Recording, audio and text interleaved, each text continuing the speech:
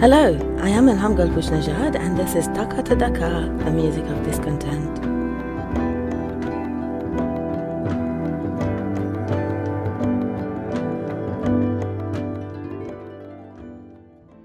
In the previous episode, we talked about some resistance music in Bangladesh from the 1970s to the early 2000s. In this episode, we delve more into the contemporary resistance music in Bangladesh.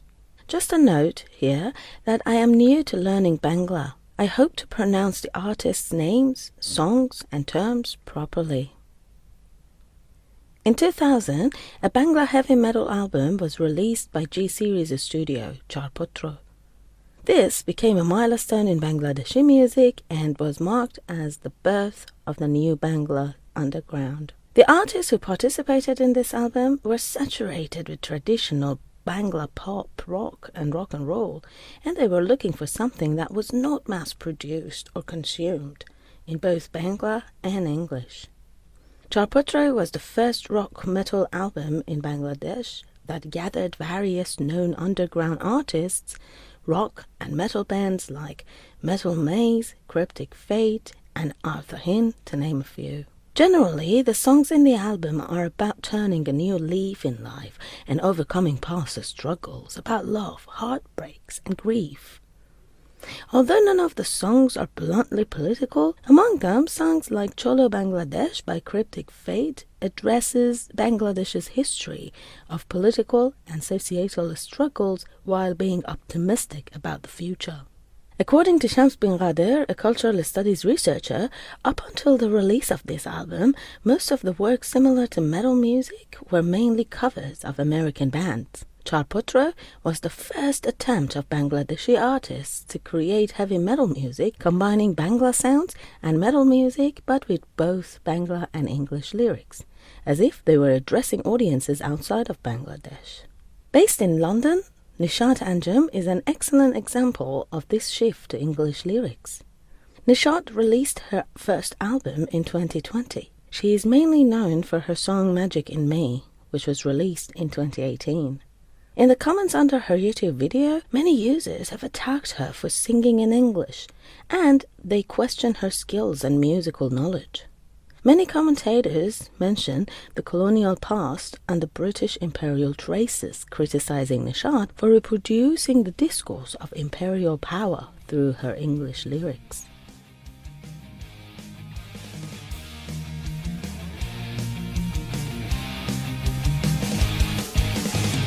I'm getting sick, I can't take it no more. Can't let you play with my fate anymore. We'll give you the right to decide what's wrong and right. I'll break from the walls, you can't stop me tonight. To give a context to women working in underground music in Bangladesh, from the mid-2010s, the rise of women active in the underground and indie rock and metal scene in Bangladesh has made it possible for new experiences and voices to be heard. Although many women in rock and metal music in Bangladesh are attracted to the more mainstream music industry after a while, they still diversify the sounds and subject matters of Bangla rock and metal. In an interview with Musrat Jahan Pritam in Daily Sun Bangladesh, Nishat Anjum describes her experience in Bangladesh's metal music scene. Quote, "There are more problems than positive sides at the moment, as people take time to accept new things. Surviving as a metal guitarist in the midst of so many male musicians is very difficult. I had to face a lot of hate and criticism, but things are getting better with time." End quote. Generally, heavy metal music is known to be a cultural practice that goes against mainstream norms and cultures.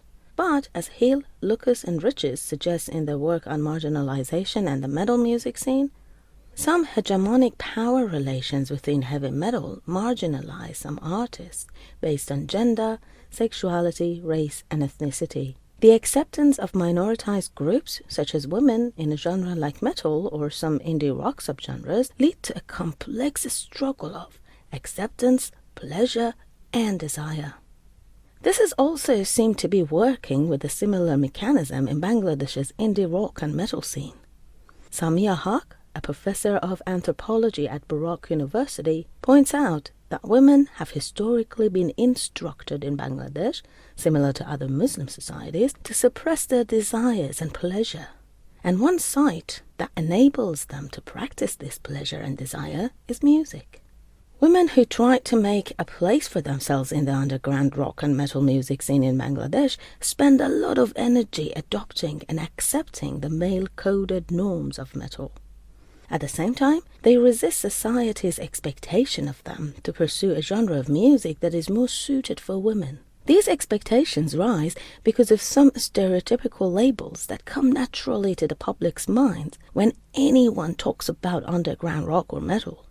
Nishat Anjum also mentions that, quote, many Bangladeshi families despite their daughters to be involved with such music genres because they believe being in an underground band leads to excessive use of alcohol and drugs. End quote. Although women active in the underground rock and metal scene in Bangladesh do not openly create feminist songs, their appearance on a stage or in self-recorded YouTube videos holds to some symbolic resistance of what's culturally been expected of them. Some, like Ipshi Chaduri, appears in their YouTube recordings with a hijab while playing bass or acoustic guitars. Some are in sari and holding their black Fender Precision basses. In other words, even without producing lyrics that question the patriarchal or religious restraints, women in underground rock and metal music in Bangladesh resist accepted norms by just appearing in their videos by the choice of clothes and musical instruments.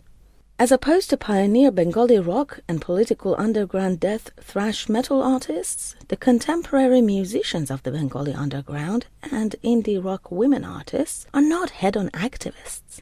Instead, they subtly reference sociocultural, religious, political, and women issues in the country. But the country's sociocultural and political unrest never faded. Only this time, hip-hop music became the most prominent vehicle for expressing discontent, anger, disappointment, and of course, symbolic criticism of the politics and religion in Bangladesh. Interestingly, this was different from how hip-hop was introduced to the Bangladeshi youth. In the early and mid-2000s, the popular hip-hop music in Bangladesh was very similar to the hi-fi culture in the Bay Area, the United States. At this time, the gangsta style of hip-hop made by rappers and bands like Deshi MCs, Stoic Bliss, Black Zang, and Tara Safar popularized rap music in the country. They mostly rap about partying, drugs, sex, and money. Are you ready? Yo, let me see you full of fun, put your hands in the air. Let me see you ladies shake them booties like you don't care. Explosive in this, told me you know I'll be from where they say my right. This reminds me of the underground hip-hop scene in Iran, especially in the early and mid-2000s. Similar to the case of Bangladesh, in the beginning, young people from upper-middle-class and middle-class families in Iran were exposed to a genre of music that was different from the mainstream music in the country. And they were drawn to the American West Coast gangsta style, celebrating their wealth and glorifying their hyper-masculinity with sometimes racist, classist, and misogynistic notions. But soon, the rebellious side of hip-hop music and rap poetry attracted rappers in both Iran and Bangladesh to shout out their emotions, frustration, anger, and discontent with the economic, political, and social conditions they were going through in their everyday lives. In 2010, Bangladeshi rappers Towfique Ahmed, who was based in England at the time, and Faisal Roddy, based in Dhaka, released a song called Bidrohi, which means the rebel. The rap song immediately received public attention. In Bidrohi, Towfique and Faisal refer to the iconic figures in Bangladesh's history who fought against British colonialism and the independence movement of 1971 against Pakistan. In the song, they rap, I haven't seen the war, but heard of it. I don't know how to make a revolution, but my blood is on fire. They also directly talk to the officials who see online monitoring systems such as the Information and Communication Technology Act as an act of jihad. The ICT Act has been in practice since 2006 and turned into the Digital Security Act in 2018. This act was in place to fight cybercrimes. Instead, it became a tool for monitoring and censoring any online content that was not in line with the political views of the ruling power and Islamic culture. This led to resistance from different human rights agencies in Bangladesh, as they saw it as a form of suppressing freedom of expression in the country. Many social media commentaries, blogs, and online newspapers were affected by the act that had up to 7 years of jail as punishment. Towfique and Faisal talk about this act as a false jihad, saying, "False jihadi will be Black Kalima. The world looked at you in surprise. Razakar will turn his face in hatred."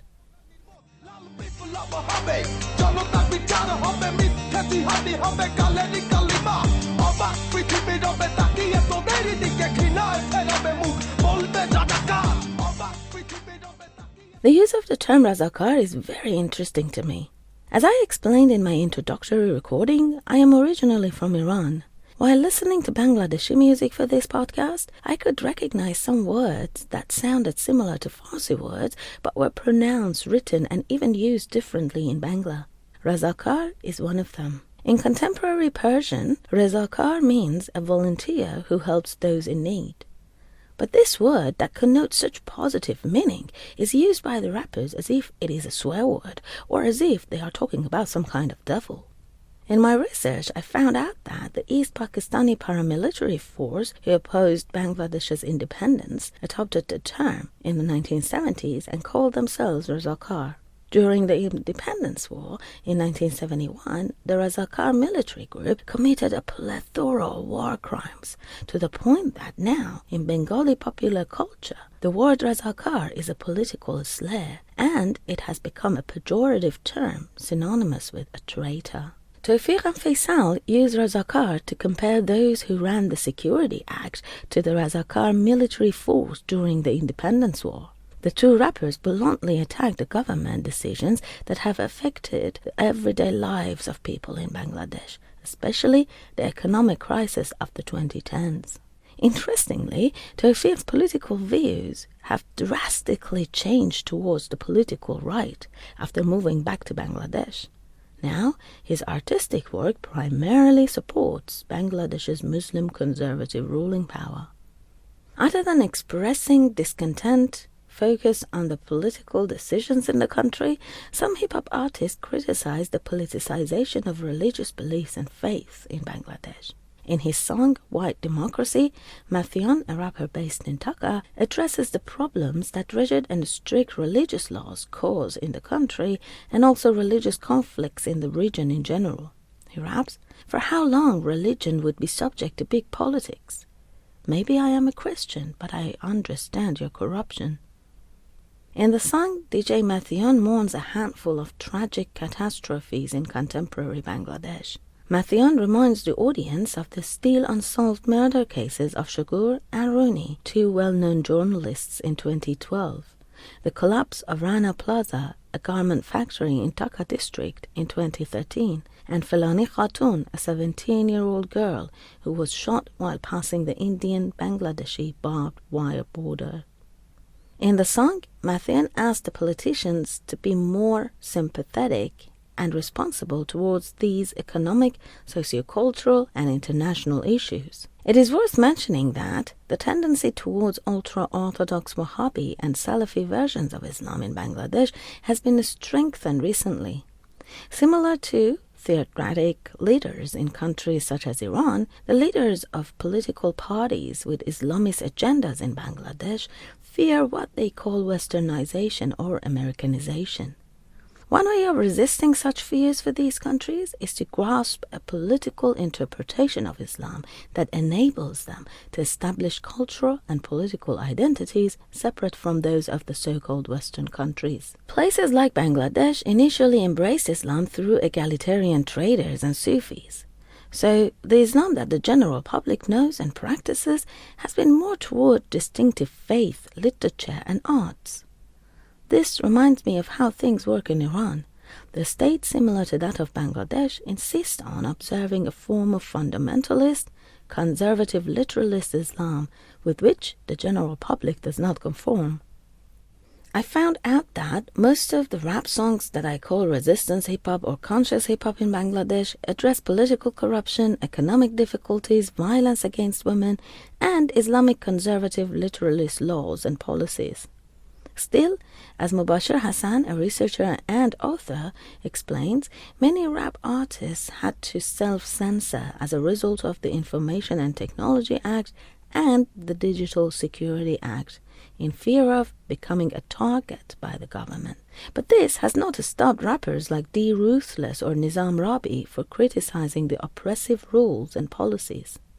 In his song Brasht, which means wrong or corrupt, released in 2020, Nizam Rabby, in collaboration with Azaad forward Bloc, a rapper from India, openly points out the culture of fear and lack of freedom of expression in Bangladesh, religious wars between Bangladesh and India, along with the arrest of journalists and violence against women.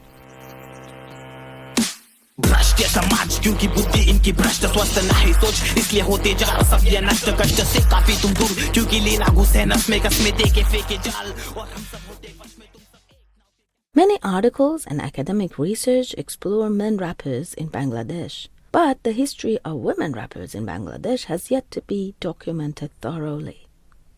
Some popular music researchers, like Tahmin Alam-Sitab, focus more on underground rock artists and use pseudonyms for those who participated in their research. One main reason is that being in the underground music scene has been, and to some degree still is, frowned upon for a woman in Bangladesh. According to Sitab, women artists in a male-dominated society generally face the constant pressure of the unacceptability of their skills and abilities, which means they must constantly prove themselves. Some participants in her research stated that for a long time they had to be very considerate of their clothing on a stage in gigs and underground concerts. For example, one of the participants in her research explains her early experience of a stage performance. Quote, Tisha has told me that at the very beginning of the stage performance, she thought several times that how it would look if she performed wearing jeans and t-shirts with her banging head. End quote. These forms of considerations and lack of support lead some underground women artists to pursue careers in pop music and fusion genres. With all this being said, there are some notable names when it comes to women rappers in Bangladesh. Rappers like Zara, Silma, working with the pioneer Bangladeshi hip-hop band the Stoic Bliss, Nawshin, working usually with the known rapper DJ Mathion, and Sahana Rahman, also known as Daughter of Coastal, to name a few. One significant factor that has allowed more women in hip-hop and other genres to be heard in Bangladesh is the popularity of the Coke Studio Bangla TV program. Since 2020, the Coke Studio Bangla has introduced emerging artists in diverse genres, including rock and hip-hop. Artists like Sohana became popular among many audiences due to their Coke Studio Bangla program performances. Although the music program is a mainstream platform that to some extent follows the dominant ideologies of the country, every now and then some music pieces performed in the program shock the audience in terms of questioning some prevailing norms in the society. An example is the song Nahubo by Anims and Sohana. The song has multiple dimensions. On the surface, it is simply talking about the complexities of human relationships. But from the moment Sohana Rahman appears on stage, the song changes into an outspoken statement on gender and ethnicity in the country. Sohana appears on the stage wearing hijab, rapping, "Every single day, all the roles I play. Every single day, all the things I slay. I never listen to all those fools. I never go by all the rules. I make and I break. Who dares to tell me off?"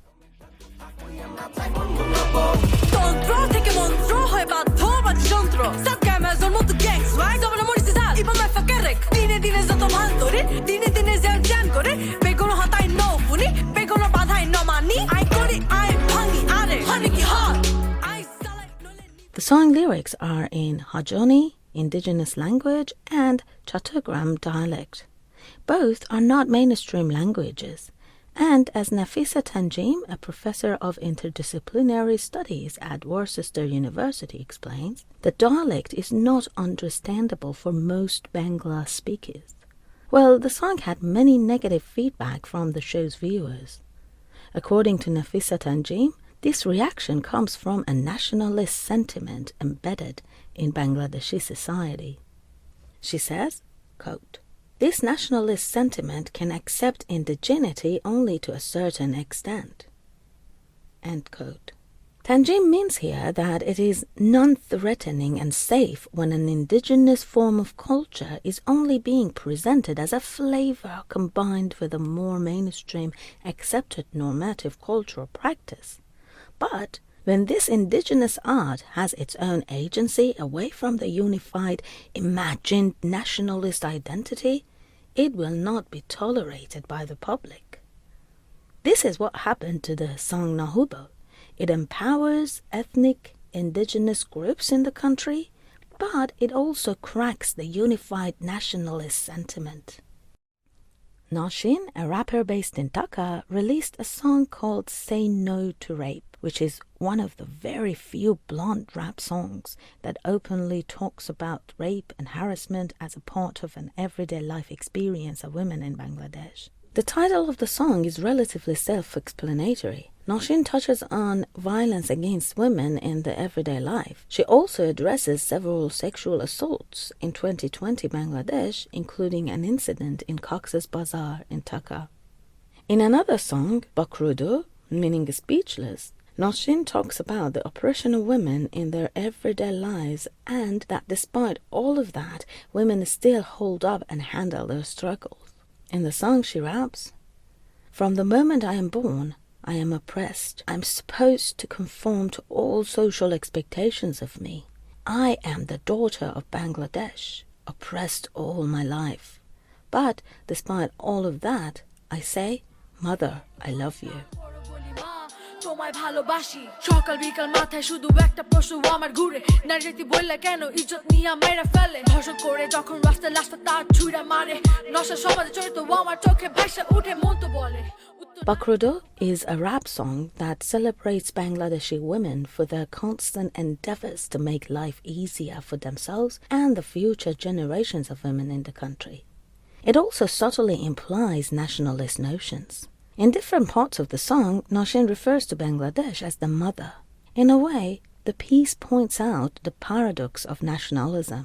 On the one hand, the nation, the land, is hurting women in many ways. And on the other, simultaneously, it is still the source of their identity and sense of self. Interestingly, across all genres of music that were explored for this podcast, this paradoxical notion of nationalism is present, whether subtly implied or bluntly stated. In this episode, I explored some bits and pieces of Bangladesh's contemporary resistance music cultures. Of course, I could not talk about all significant resistance music, mainly due to the language barrier and the recentness of my research. Any suggestions for songs or artists for future episodes would be highly appreciated. In the next episode, we will talk about Baul and Bavaya music in Bangladesh.